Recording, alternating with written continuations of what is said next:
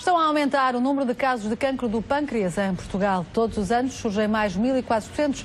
A Sociedade Portuguesa de Gastroenterologia sublinha que a taxa de sobrevivência dos últimos 5 anos é de apenas 5%.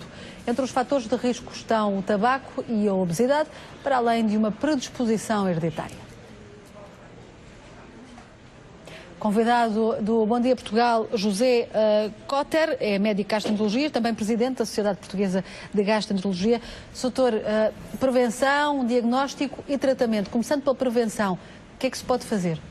Sabemos que existem, de facto, alguns fatores de risco acrescido para o aparecimento do cancro do pâncreas, concretamente a questão do tabagismo, que já foi referido, que aumenta em cerca de 3 vezes esse risco, e, portanto, é o fator mais importante, mas também o sedentarismo, a obesidade, a ingestão abundante de gorduras. Portanto, esses fatores devem ser corrigidos para diminuir o risco de aparecimento. E são esses fatores que estão a ter um papel decisivo nesta subida do número de casos? Todos eles, em conjunto, contribuem exatamente para estes números que são um pouco assustadores, na medida em que o cancro do pâncreas é o cancro digestivo, o terceiro cancro digestivo mais frequente a seguir ao cancro do cólon e ao cancro do estômago, mas os resultados de sobrevivência aos 5 anos, de apenas 5%, de facto são números alarmantes, apesar de todos os meios que hoje existem de tratamento, todos os meios que a medicina permite. Isso porque aqui, neste tipo de cancro, então, o diagnóstico precoce muitas vezes não é possível, ou seja, muitas vezes a doença só é diagnosticada numa fase em que já não é possível fazer muita coisa. Se houvesse, por exemplo, um rastreio, isso poderia ajudar? O problema que existe relativamente ao cancro do pâncreas é que, contrariamente ao que acontece noutros órgãos, do qual o mais mediatizado é o cólon, em que nós insistimos muito na necessidade de fazer o rastreio, nomeadamente através das colonoscopias, no cancro do pâncreas não é possível fazer propriamente um rastreio. O que é necessário é que as pessoas estejam atentas para alguns sintomas que podem surgir, que ainda que sejam inespecíficos, que são comuns a outras doenças, não são normais. Por exemplo, um cansaço persistente acrescido, desconforto ou dor abdominal persistentes, emagrecimento, falta de apetite.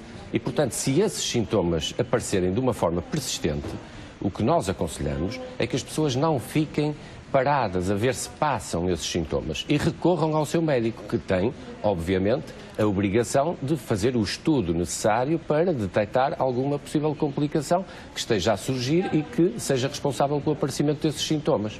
Portanto, o facilitismo aqui é que é condenável por parte das pessoas que nada fazem e que não recorrem ao médico. Doutor, já vimos aqui que a taxa de sobrevivência é de apenas 5%, a média é de apenas 5%. O facto de não ser tão frequente como outras doenças oncológicas faz com que o investimento, por exemplo, a nível de tratamentos também não seja igual, também seja menor? Nós não podemos colocar bem a questão em termos do investimento. Podemos dizer que, neste campo, a medicina está também numa fase de grande evolução.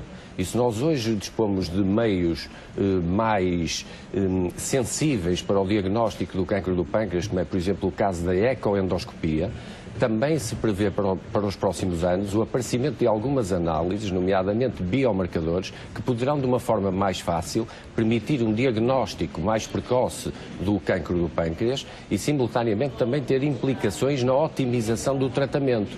Ora, isto é substancialmente menos invasivo, estas análises que poderão vir a ser possíveis e vão seguramente melhorar os resultados finais. Doutor José Cotter, muito obrigada por ter vindo aqui ao Bom Dia Portugal. Então, aqui os alertas do Presidente da Sociedade Portuguesa de Gastroenterologia neste Dia Mundial de Luta contra o Cancro do Pâncreas.